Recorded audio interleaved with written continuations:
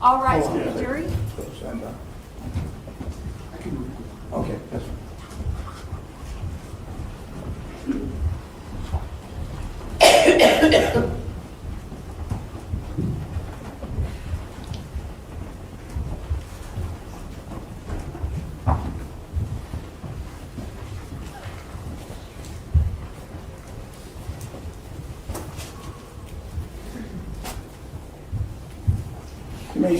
You may be seated. You may call your next witness. Thank you, Your Honor. The state calls Dr. Joseph Velo. Raise your right hand, Doctor. You solemnly swear you'll testify to the truth, the whole truth, and nothing but the truth, and this you do, as you shall answer to God, with pains and penalties of perjury. I will. Good afternoon, Doctor. Hello. You testified before, I assume? Yes, I have. You know about the microphone in the chair. Yes, I do. I don't have to repeat that. Go ahead. Thank you, Your Honor. Good afternoon, Dr. Velo. Hello.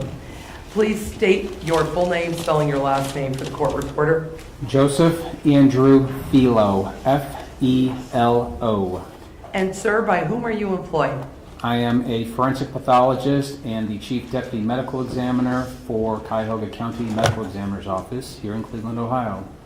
And how long have you so been employed with the Cuyahoga County Medical Examiner's Office? I've been with the Medical Examiner's Office as long as it has been in place, which is 7+ years. Previous to that, we were the Coroner's Office, so I've been at both the Coroner's Office. This is not small talk. This is credential stacking, and it matters.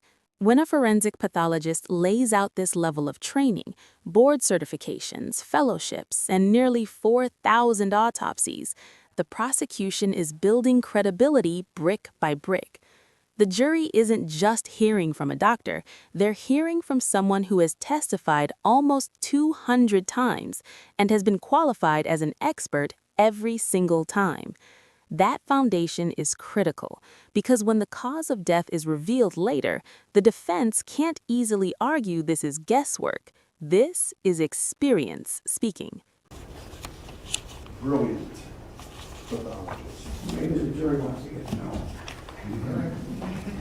Thank you, counsel. Dr. Velo, just briefly, we won't go through everything, just briefly, what kind of background do you have? First of all, are you a licensed medical doctor? I am a doctor of osteopathy, and I'm licensed by the state of Ohio to practice medicine. And I received my medical degree from the University of Health Sciences in Kansas City, Missouri in 1992. Between 1992 and 1993, I completed an osteopathic internship at Wilson Memorial Hospital in Johnson City, New York.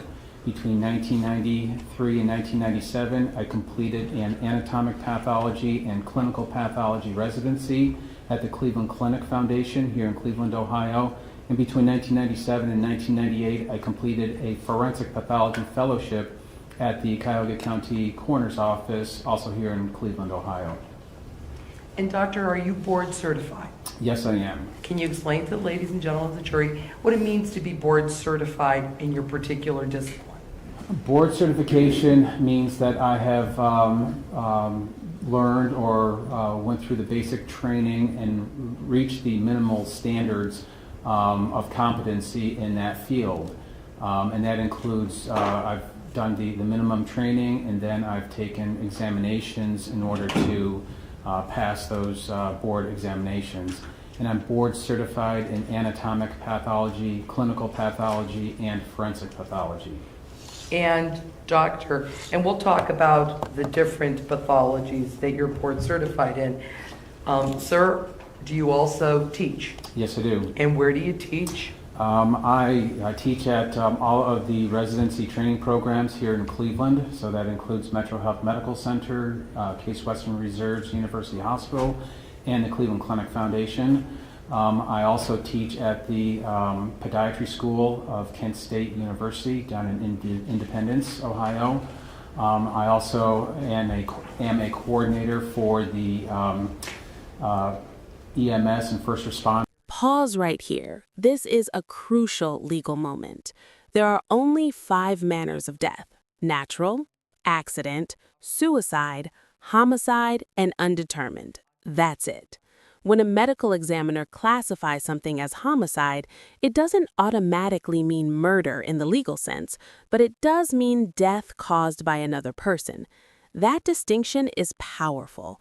The jury is being subtly educated so that when the word homicide comes later, it won't shock them. It will land with precision. Areas of forensic pathology and or clinical pathology. Yes, I have. And sir, approximately how many autopsies have you done? I have done 3,919 as of this morning. And how many times have you testified in court, sir? 189 times. And in those 189 times, were you deemed an expert in forensic pathology? Yes, in all of them. All right.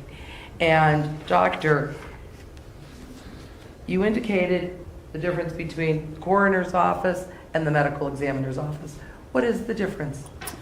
Both the coroner and a medical examiner is responsible for evaluating dead patients in order to determine their cause and manners of death.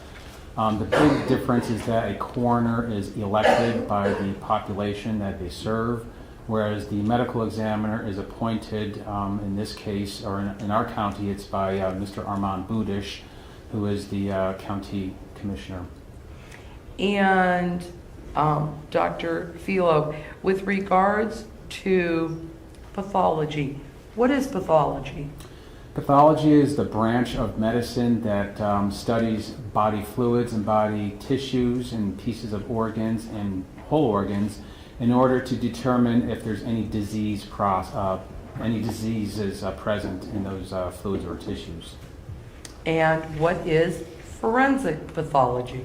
Forensic pathology is the branch of medicine that applies the sciences of medicine to issues that have legal ramifications and legal issues. Pathology is broken up into two different sections? Basically, yes. There's anatomic pathology, which is tissue pathology. If you were to have a biopsy or an organ removed, that would go to the anatomic pathologist in the hospital. A clinical pathologist is essentially the laboratory medicine doctors, and so if you have blood work or blood cultures, they go to the laboratories. That's the clinical pathology. Forensic pathology is a subset of anatomic pathology, and it's largely autopsy medicine. And, sir, can you explain to the ladies and gentlemen of the jury, just briefly, how the cases come in to the medical examiner's office, how they are assigned, how they're examined, how determinations are made? And then we'll talk about how you memorialize and have photographs taken, so from the beginning. Sure. Our office relies on the cases to be reported to our office, and so we get notifications of dead patients, largely from hospitals in the county, as well as police agencies, and then sometimes nursing homes and other care facilities. We have investigators that will screen those phone calls. They know the questions to ask in order to determine if those cases need to be brought in for investigation by the medical examiner's office. So roughly 15 to 20% of all the dead people that die in Cuyahoga County will be referred to our office in order to determine their cause and their manner of death. Anyone who's born with a birth certificate and dies, they get a death certificate, and so forensic pathologists are responsible for filling out those death certificates. So once the case is reported to our office and it's deemed that the body needs to come to the medical examiner's office, a doctor will screen to decide if an autopsy needs to be done or not. About half the times we'll just do an external examination, maybe draw some blood through the skin and test that without an autopsy. The other half will do a complete autopsy, and during that complete autopsy we're examining the outside of the body, the inside of the body, taking body fluids and tissue pieces from organs, ultimately to determine the cause and manner of death. The cases are generally divided up amongst all of the pathologists. kind of in a round-robin situation. Doctors are assigned days to work, and the doctors who are working will divide up the cases amongst the doctors that are doing autopsies. Once the doctor is assigned the case, then the autopsy will start. And the autopsy starts by doing an external examination, having photographs documenting the outside of the body, and then opening up the body to look at the inside of the body, also with photographs that are taken as well. This is where the medical science becomes devastating. A subdural hematoma isn't just a bruise. It's bleeding trapped between the brain and the skull. And because the brain has nowhere to expand, pressure builds. That pressure cuts off blood supply. That causes a stroke in a 4-year-old. Think about that. The doctor just testified that this kind of trauma-induced stroke is something he's never seen in a child this age outside of severe injury. That's not minor impact. That's force. A cause of death and a manner of death. Yes. All right, can you explain to the ladies and gentlemen of the jury, just briefly, what potential causes can be of death and manners of death? Causes of death are the physiological process that the body goes through that ultimately ends in their death. And it can be the most common cause of death is going to be a heart attack, usually caused by hardening of the arteries. So examples of causes of death can be a heart attack, a stroke, cancer. Several more common ones in Cuyahoga County are overdoses, particularly opiate-related, heroin and fentanyl. There can be gunshot wounds and stab wounds. Those are all causes of death. We also have to determine what the manner of death, and the manner of death is a categorization of what happened that led to that person's death. And there's 5 choices for manners of death, and the most commonly used one is natural. Natural is going to be the heart attack, the strokes, pneumonia, cancers.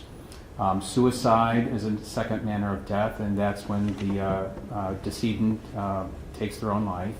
A homicide is when someone else causes that person's death. An accident is when someone dies because of unpredictable or unforeseeable circumstances. And then the last category of manner of death is undetermined.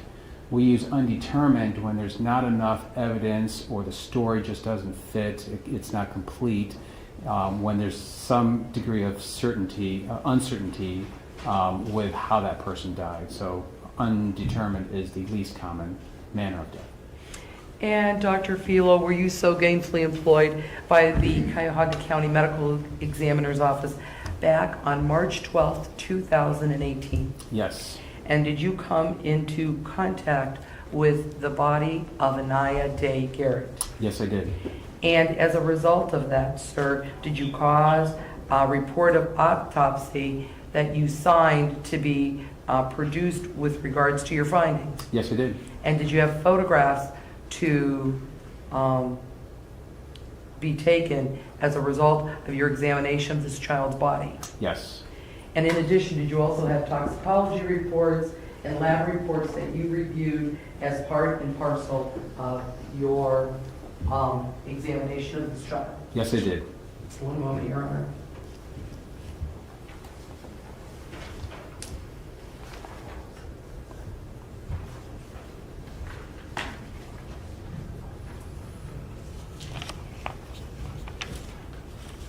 Your Honor, may I approach? You may. Dr. Filo, handing you what's been previously marked State's Exhibit 132, 133, 134, and 135. This may be one of the most haunting parts of the testimony. This wasn't instantaneous. This wasn't sudden. The doctor is describing a gradual shutdown, organs failing, blood pressure dropping, the body slowly deteriorating.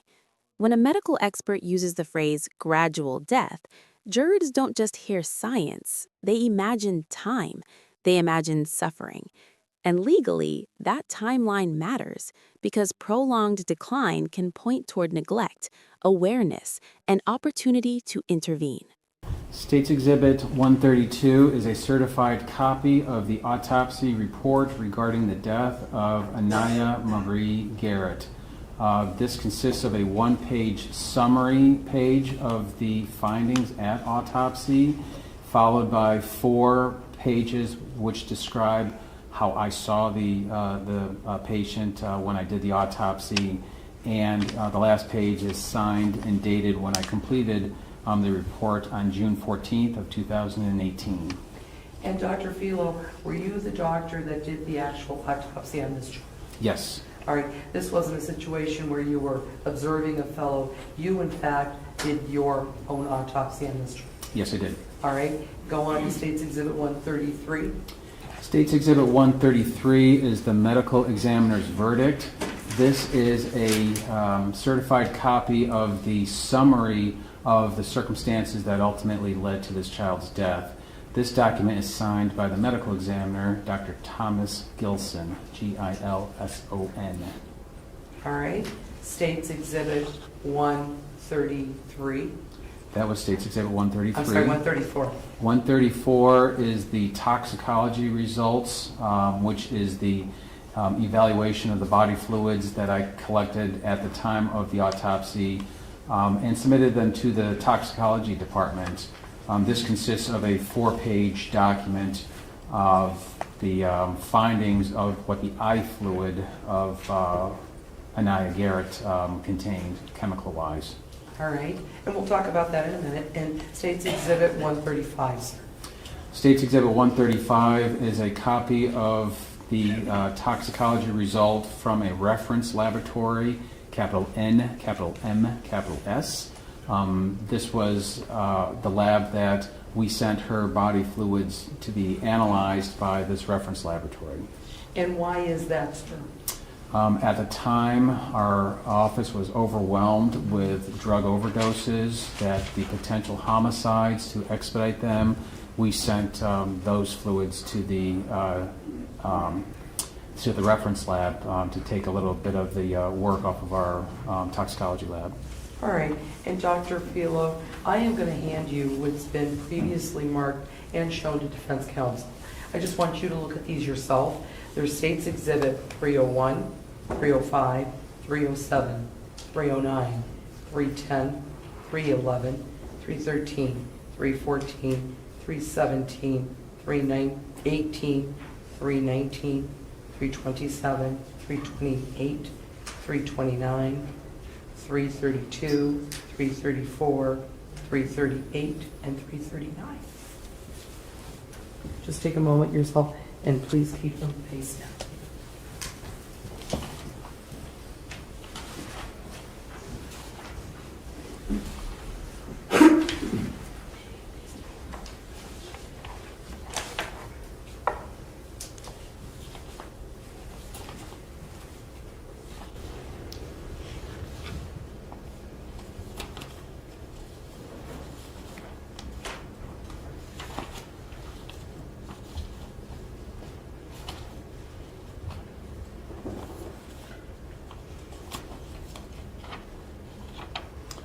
I've done so.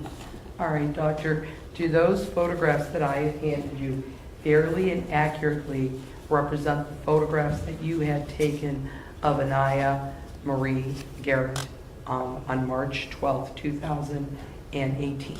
Yes, they do. All right.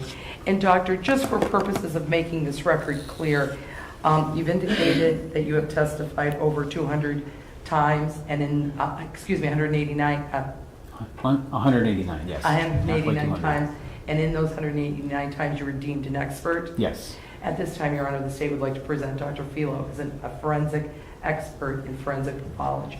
I think they've already stipulated into that. I believe Mr. Shaughnessy and Mr. Marine did, but the other... He's an expert. Thank you. All right, Dr. Filo, with regards to your examination of Aniya Day, let's start with your report before we get to any of the photographs, sir. And you've indicated to this jury that I I'd like you, excuse me, strike that. I'd like you to indicate to this jury, when you first come upon a patient, what are the protocols that are followed at the medical examiner's office? How are you dressed? Who's in the room with you? And what do you begin to do from the moment you walk in? Well, first of all, when the body is received at our office, it's assigned a unique number, and that unique number is assigned just to that person's case work as it progresses through the office. Once the body is received, several photographs are taken to document how we received the body. So typically the body will come in a body bag. So the first photograph will be a zipped up body bag. We unzip the body bag to see what's on the inside and take a photograph of that. And then several other photographs are taken as we remove the body from the body bag. Depending on where the body comes from, they may be clothed, partially clothed, nude, perhaps in a hospital gown. If there's any suspicion for violence, oftentimes their hands and or feet will have paper bags on them to preserve evidence. All of that is documented photographically. When I start up an autopsy, I'm in personal protective wear that includes eyewear, a face mask, plastic gown, as well as latex gloves and foot hair cover. The autopsy is done in a room where we can do 3 autopsies at a time. So it's not just me in the room, but I am only working on 1 autopsy at a time. And I have an autopsy assistant helping me who helps move the body, take off any clothing or any evidence that needs to be taken. And that assistant also cuts on the body to take out the organs. And then I'll examine the organs at a table next to where the deceased is. There's also a photographer who's taking pictures at my discretion. There's also someone with a trace evidence who's, if there's any evidence on the body or in the body that I need submitted to the laboratories, they're working with me as well. All right, Dr. Filo. Now, when the body of Aniya Day was transferred to the medical examiner's office, and starting with your report of autopsy, sir, what were your first observations of this child? Well, the first observation is that she is a black female who is severely malnourished. We took her length and her weight, and then I did eye color and hair color, and then an external examination looking for any marks on her body, any signs of injuries, any signs of identifying scars or tattoos. She didn't have any tattoos. But that was done with the initial external examination. But certainly she is very, very thin. And Dr. Filo, so what were your findings with regards to how tall was she, how much did she weigh, and at that point? She is a 4-year-old girl, and she measured 40 inches in length and weighed 26 pounds. 40 inches for a 4-year-old is meaning she's in the 50th percentile. That means that she's average, that half the children of her age are taller than she is, the other half are shorter than she is. Her weight is 26 pounds. That is less than 3 percentiles, so that means 97% of children that are her length, her 40 inches, are heavier than she is. So she's extremely malnourished. All right. And so, doctor, in going through your report, do you want to go through your anatomic diagnosis first and how you came to your determinations? How would you like to do it? And then we'll talk about the photographs later. No, that's fine. When I did the external examination, I'm looking for any signs of injuries or illnesses, and certainly the major illness that I see is malnourishment, as I stated those findings there. Her skin is very loose, and that's because she's lost the muscles and fat that make our skin more plump. And I can see her underlying bones. Looking for signs of injuries, she essentially has a very prominent black eye. She's got a bruise around her left eye, and it's a very prominent purple color, with a laceration, which is a tear caused by blunt trauma of her left upper eyelid. She also has a bruise on the right side of her forehead. And then she has some scattered abrasions on her left arm and as well as her back.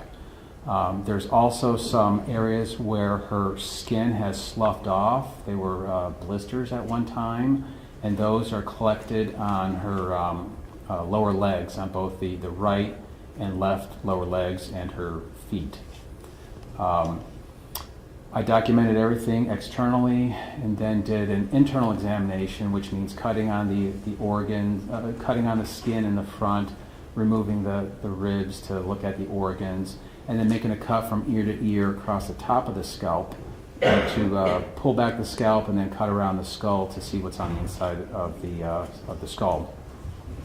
Internally, she has, consistent with a loss of soft tissue, so she doesn't have much fat. Her muscles have somewhat wasted away. I noticed that she has some signs of shock. Shock being she's got hemorrhages of her skin around her right eye. Those are called petechial hemorrhages. It's as the body is slowly dying, which is shock. She gets small hemorrhages. There's also some collapsing of her lungs, meaning she's not taking deep breaths, and so the lungs are collapsing. And she's also developed some pancreatitis, which is inflammation of the pancreas. Because she's not eating as she should be, her pancreas is starting to digest itself because it secretes enzymes, which are chemicals to break down food. She also has developed some ulcers of her stomach, also because of shock for lack of food. Those were all in her torso. I didn't see any signs of infection, any signs of broken bones, any other reason for her malnourishment. But on the inside of her head, she has evidence of previous injuries. She's got the bruises I stated on the right side of her forehead. There's no injuries to the underlying skull. But on the surface of her brain, she has what's known as, she's got a healing blood clot. The medical term is a subdural hematoma, which is blood that has collected on the surface of the brain, but below the dura, which is a thin membrane that goes around the entire skull and spinal canal. Because of that hematoma or blood clot, it had pressed on the surface of the brain to cause her left side of her brain to have a stroke.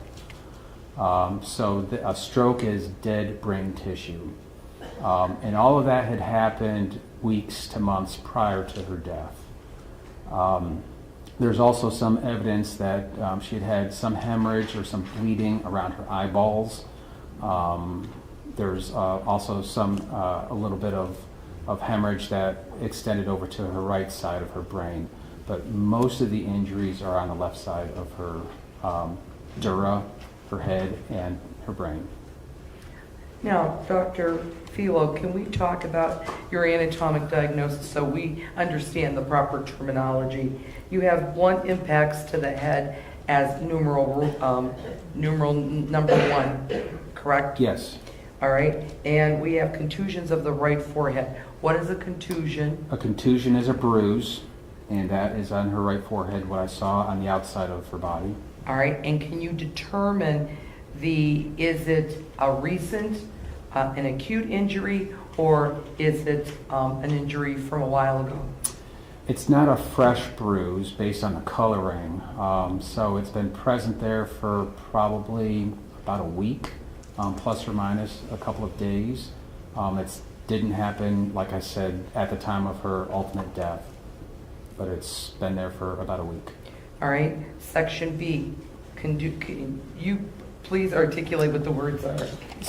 So I put things in an outline form. So Roman numeral 1 are her head injuries, and I stated that the bruise or the contusion of the right forehead. The next one is a contusion and ecchymosis of the left periorbital and left lateral orbital face. That's doctor word for a black eye. Because there's bruising, that's a contusion from direct trauma, and ecchymosis is bleeding associated with the initial injury. And because of that, there's the next injury, which is subcutaneous, that's below the skin, swelling of left eyelids. Her eyelids were so swollen it was difficult to actually open and pry them open for me to see the colors of her left eye. And do we have a timing of that, sir? That is going to be around 2 days or so prior to her death, the black eye. So she was alive when she got that? Yes. Okay. The next injury is a laceration, which is a tear of her left upper eyelid. It was relatively small, but on the top of her left eyelid. Those were all the external injuries. The next category is recent hemorrhages within paraocular soft tissues. That means that she had hemorrhage not on the surface of the eyeball, but in the connective tissues around the eyeball. So I'm able to look inside her skull and see that she had hemorrhage in those eyes, around those eyes, a time prior, weeks to months, based on there's no fresh hemorrhage there. All right. Section F. Section F is essentially the main reasons why she died, and that's the organized left subdural hematoma. That means a hematoma is a blood clot, and organized means it's been there for a while and the body is trying to cure itself or heal itself by absorbing that blood back into the body. And the body is fascinating in that it can heal itself within reason when given the opportunity, and that shows that because of that hematoma, that blood clot, her body was trying to resorb it back and heal herself. Unfortunately, the damage to the brain is not as able to heal itself with that. Because of the nature of that blood clot, it had been present there for weeks to months prior to her death because of how the tissue is healing off that hematoma or blood clot. As I stated, the blood clot, when it's blood that's in the on top of the brain, and the brain is very snug within the skull. As the blood clot expands, it presses on the brain, and that caused secondary complications, which I list as subacute cerebral infarctions in the distribution of the left anterior and the left posterior cerebral arteries. That is doctor terminology for a stroke that has happened fairly recently, and it still hasn't gotten down to a complete scar. So there's still the body is remodeling and trying to wall off how far the stroke is. And the stroke is essentially on the front portion of the left brain and the back portion of the left brain, just on the left-hand side. And doctor, you said fairly recently. What do you mean by that? At a minimum, this is 2 weeks that the stroke has been there. It could be going on for several weeks, beyond 2, even up to several months. Okay. Number 2. There's the next complication of the subdural hematoma is cerebellar Purkinje, Purkinje, cell loss. Those are neurons in the back part of the brain that have essentially died off because of the lack of oxygen to the brain caused by that bleeding that did not allow blood to get into the brain and cause the stroke. The part of the brain that's affected is the part of the brain that's responsible for muscle coordination. So she would be, if she was able to walk, she would be stuporous and clumsy and not coordinated because she's got a stroke in that part of the brain as well. The last complication is remote left optic nerve subdural hemorrhage. That means that there was bleeding that extended from the brain to the left eyeball, and that had happened at or near the same time that the subdural hematoma occurred. All right, doctor. And then you move on to malnutrition. And what are your findings with regards to malnutrition? Malnutrition is essentially starvation, and I list all of the supporting features of her malnutrition, including her body length of 40 inches, which I stated was in the 50th percentile for all girls of that age. Her body weight is 26 pounds, which is less than the 3rd percentile. She should be around 36 pounds to be in the 50th percentile for her weight. Her body mass index is calculated to be 11.42.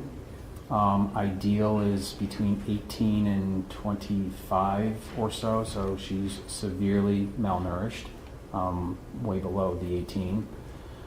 I list she's got loose, wrinkled, and redundant skin. She's lost so much of her underlying muscles and fat tissue that her skin looks like an older person, where it's wrinkling and sagging because she's lost the plumpness of the underlying muscles and fat. And I specifically mentioned subcutaneous soft tissue, which is muscle and adipose tissue atrophy. That's wasting away, which causes the skin to look loose. Then she developed some organ complications, which include acute pancreatitis. As I stated, she's not eating well, so her pancreas is inflamed because it doesn't have any food to digest, so it starts to digest its own organ.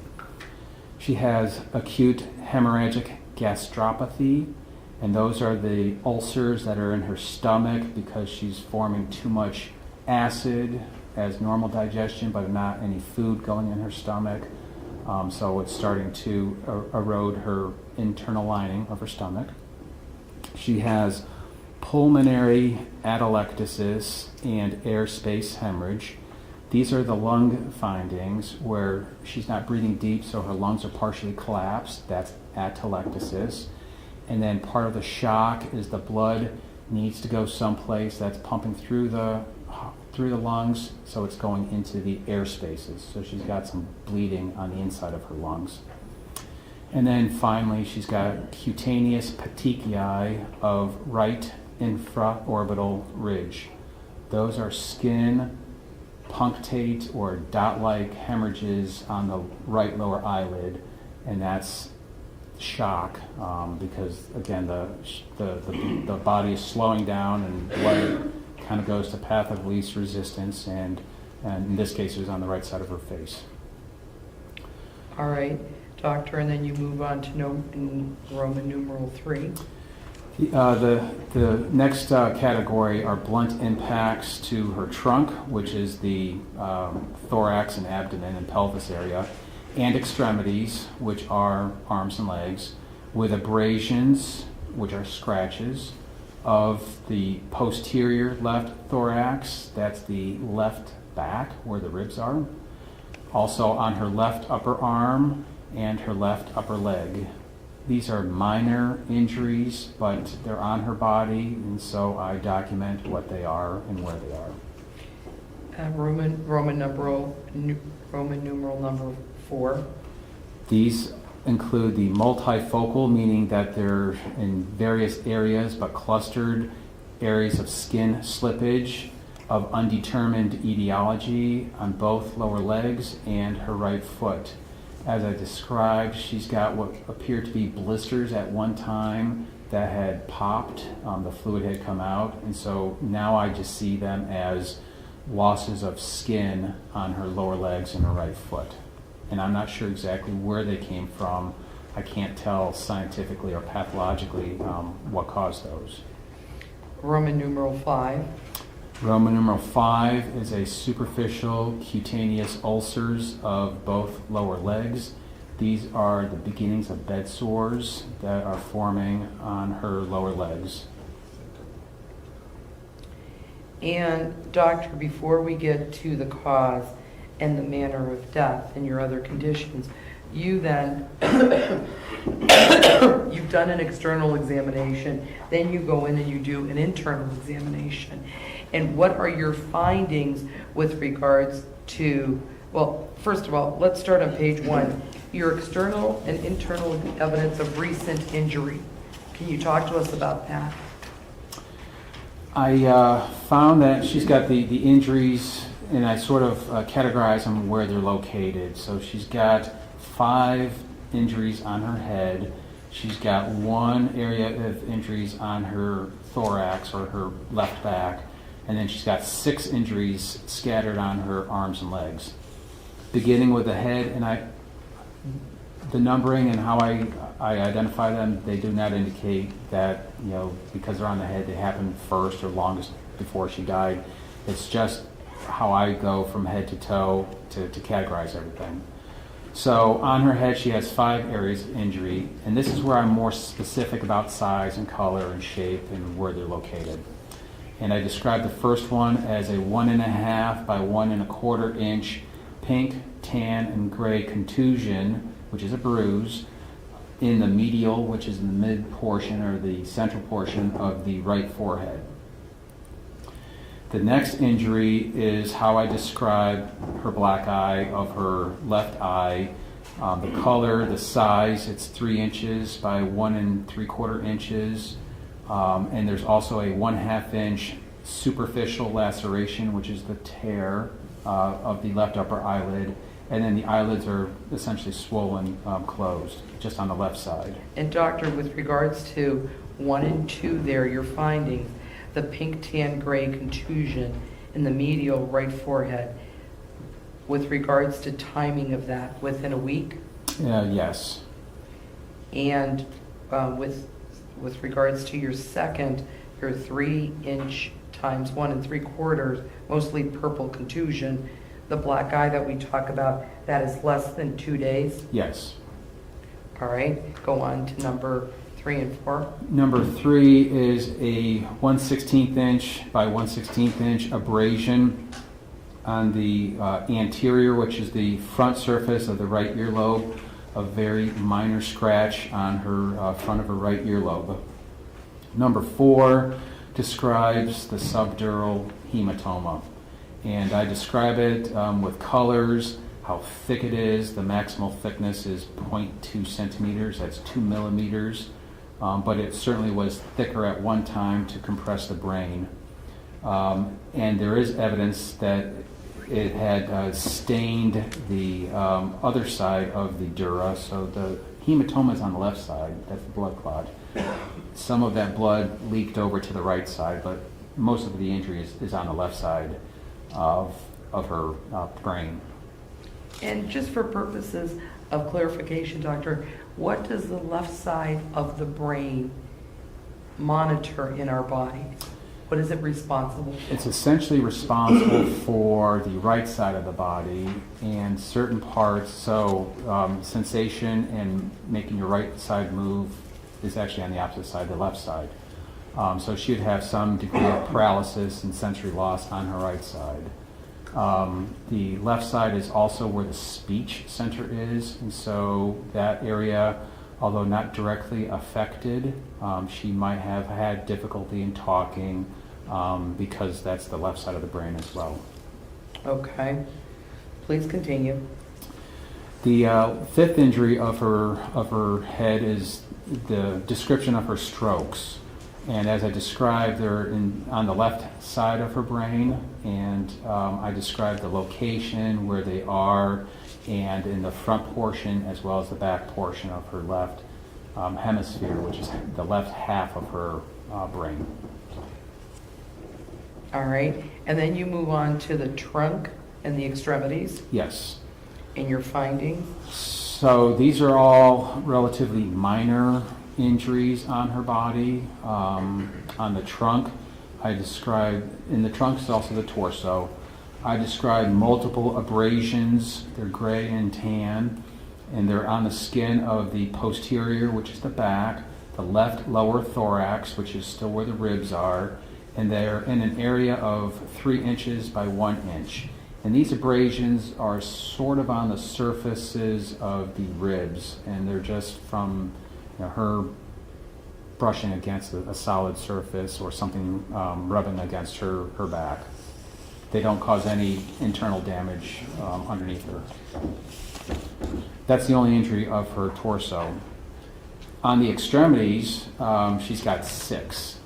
And they include a 1/8 inch by 1/16 inch yellow and gray abrasion, which is a scratch on the posterior, which is the back, left upper arm, so near the shoulder, but the tricep area, a 1/8 inch by 1/16 inch abrasion. She has 3 areas of skin slippage. These are the areas that were blisters at one time on her outer portion of her right lower leg and her outer portion of her right foot, and these are in an area of 4 3/4 inches by 2 1/2 inch. So essentially it's between the knee and down to the little toe on the outside of her right leg. And doctor, based on your training and experience, this skin seepage, how does it cause to be? Well, based on the color, there's something that came in contact with the skin that irritated the skin. So this could be just because she's lying in a moist environment and it's causing the skin to break down. It could be a burn from either a contact, something touched her, or fluid, although it doesn't really have a fluid pattern.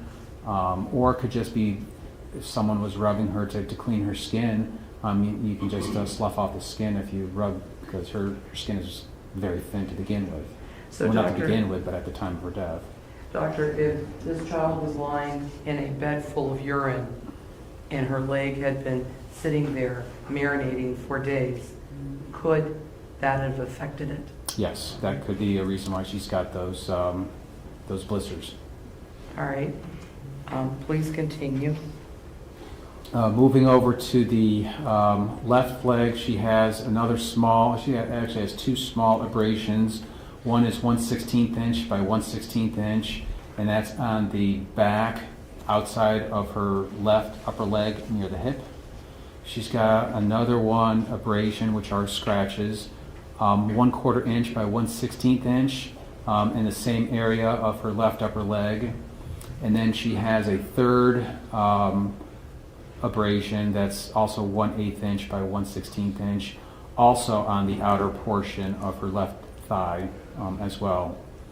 And then I described that she has at least 6 similar of those blisters that were on her right side. She's got at least 6 on the outer portion of her left leg in a larger area. These are 7 1/4 inches by 1 1/2 inches.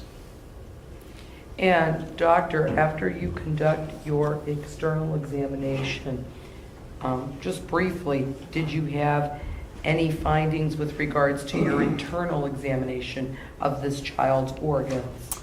Well, as I stated, most of her organs, they're normal. They're a little underweight because of her malnutrition, but her lungs were collapsed. Her pancreas is inflamed, and she's got the hemorrhages on the inner lining of her stomach. She does have some fluid that's in her stomach as well as in her intestines. It's not a whole lot, but there was some that was in her stomach and intestines. But there's no congenital or birth defects. There's no other signs of direct trauma to any of her abdominal or chest organs. just as I described, complications of malnutrition. And doctor, once you conduct your internal examination, do you also follow that up with microscopic evaluation of the organs? And can you tell the ladies and gentlemen of the jury why you do that and what your findings were with regards to Aniya? Yes. Part of a complete autopsy is not only to examine the body with our naked eyes, but we use the aid of a microscope to look at various tissues to help confirm suspicions that I was thinking at with my naked eye. And so I look at all of her organs, looking to see if there's any complications or confirming my suspicions. And so I looked at all of her organs, and the lungs looked like there might be some pneumonia present. It wasn't pneumonia underneath the microscope, it was just the hemorrhage, the bleeding because of the terminal or near-death shock. Her pancreas was red and inflamed with my naked eye. I confirmed that with the microscopic examination. I'm able to get a better idea of how old the subdural hematoma is by looking at the cellular structures and how the body is trying to cure and heal itself. I'm able to get a better idea of the extent of her strokes, how long they've been present. All of that is more of examination of the tissues underneath the microscope. And what were your findings when you looked under the microscope with regards to the trauma to the your subdural hematoma, trauma to the brain? Well, as I stated, it's been the subdural hematoma has been present there for a minimum of 10 days. It's more likely 2 weeks or advanced, but certainly 10 days prior to her death. The strokes are also an ongoing evolution of the strokes, and they've been developing for a similar time frame. For about a week or 2 weeks on up. It could be even a month or two, depending on various areas of the healing process. Doctor, with regards, did the trauma cause the stroke? Yes. And as a result of that, is this a typical stroke that you would see in an ordinary person that dies of a stroke? No. Why is that? Most people who die of strokes are older people who have underlying heart conditions, whereas they have a blood clot that travels to their brain and causes the brain to be starved of oxygen and blood, or there is a closure or a hemorrhage in one of the blood vessels. This is the only time I've seen a stroke to this degree in a toddler of 4 years of age. I've certainly seen them in children who are born with cerebral palsy and during birth process, but not because of trauma directed on this child. So what happened, as I stated, the brain is snug within the skull. There's bleeding on the surface, and that bleeding is expanding because blood vessels are torn, and so it adds pressure on the brain because the brain is soft and the heart is pumping blood with pressure, and so it squeezes that left side of the brain and closes off at least 2 major blood vessels to prevent blood going to that part of the brain and strokes in those parts of the brain. And is it fair to say, doctor, based on your training and experience, that this was significant trauma that this child suffered to her head that caused this stroke? Absolutely. And Dr. Philo, in addition to your report of autopsy, did you also cause to have fluids examined as part and parcel of your autopsy? Yes. And what were your findings with regards to the fluids that you had taken? The eye fluid is, so on the inside of the eyeball, it's like a water-like fluid, and I had that tested because it can give me an idea of how hydrated she is, and based on the chemical composition of her eye fluid, she's dehydrated. And that's what was analyzed in the laboratory at the medical examiner's office. The blood that I collected at autopsy was sent to the reference laboratory, and there's no drugs or chemicals in her blood system. All right, doctor. And before we look at the photographs, so you can show the ladies and gentlemen of the jury some of these things that you have just spoken about with the medical terms, based on this particular autopsy and your findings of this autopsy, and within the bounds of medical certainty, have you formed an expert opinion concerning the cause of death of Aniya Day? Yes, I have. And what is the cause of death? Aniya Garrett died as a result of a cerebral infarction, and that was due to blunt impacts to head with subdural hematoma, and she also had a contributing cause of death as malnutrition. And doctor, based on your opinion, to a reasonable degree of medical certainty, and your findings as to the cause of death, what is your medical examiner's ruling with respect to the manner of death? This is classified as a homicide. And doctor, with the court's permission, we're going to show you some photographs to depict to the ladies and gentlemen of the jury some of your findings that you testified to. And with the court's permission, if I can have the doctor step down. You may have to keep your voice up. Will do.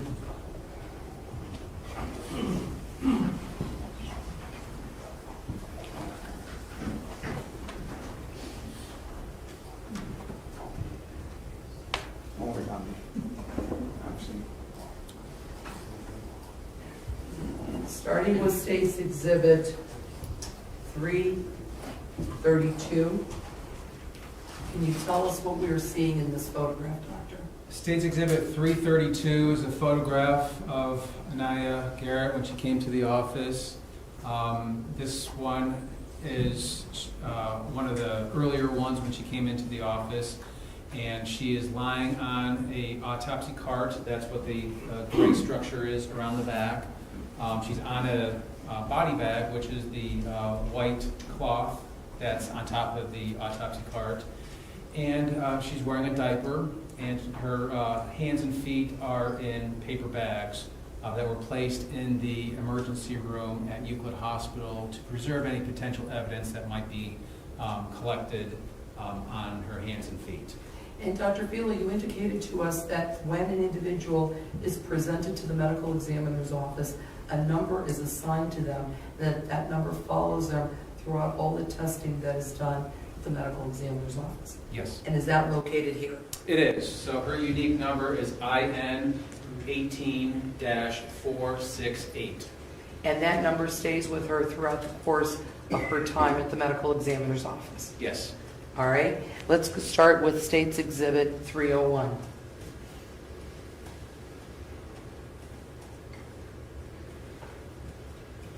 State's Exhibit 301 is a photograph of Aniya Garrett, and she has been taken off of the body bag. Didn't really need to wipe off her face because it was already clean, but we oftentimes will have a photograph that is dirty, meaning how we receive, and then one that we clean off any blood. She didn't have any blood on her face. So this is our identification photograph. But we can also appreciate that around her left eye, there's that dark purple and gray. That is the black eye, as I described. And the very dark area on the upper eyelid, is the laceration. That's a tear of her eyelid. And it's dry, so it's starting to scab. It's not actively bleeding. And her eye is swollen closed when you compare it to her right eye, which is partially open. And doctor, can you explain to the ladies and gentlemen of the jury about rigor mortis and lividity? Rigor mortis and lividity are two processes that the body goes through when we die. Rigor mortis is the stiffening of the muscles, and livor mortis is the settling of blood towards gravity. So rigor mortis, when we die, all of our muscles are going to become stiff, and they sort of become loosely stiff on up to being fully and completely stiff. and then they dissipate and go back down to being loosely stiff, and then finally we lose rigor mortis after about a day and a half of the time from death until a day and a half afterwards. The lividity, which is the blood settling, when the body dies, the heart stops pumping blood, and so blood is going to settle towards gravity. In some of the photographs, there may be some dark discoloration towards her back. That's because she's been lying on her back, and those are lividity. That's not trauma, and I'll point those out if they become an issue. All right, let's move on to State's Exhibit 305. State's Exhibit 305 shows an overall depiction of what Aniya looks like. It pretty much shows that there's malnutrition. Her ribs are fairly prominent. Her stomach should be a straight line from her stomach down to her hip bones. You can see the hip bones as well.